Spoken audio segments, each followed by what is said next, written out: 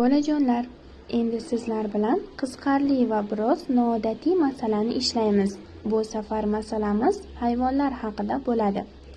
Diqqat bilan tinglang va birgalikda hisoblab ko'ring. Janubiy Amerika ajoyib hayvonlar, kapibaralar vatani.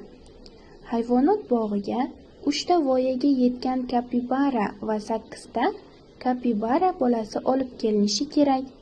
Voyaga yetgan kapibaraning vazni 56 kilogramm, bolasining vazni esa undan 38 kilogramm kam.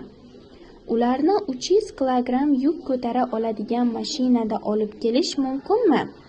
Qani bolajonlar, avval kapibara bolasining vaznini topib olamiz. So'ng barcha kapibaralarning umumiy vaznini hisoblaymiz. Mashina ularni ko'tara oladimi? Birgalikda aniqlaymiz. Barakalla, siz masalani bosqichma-bosqich yechishni juda yaxshi bilar ekansiz. Demak, bugun ham hisoblash va taqqoslash ko'nikmalarimiz yanada mustahkamlandi.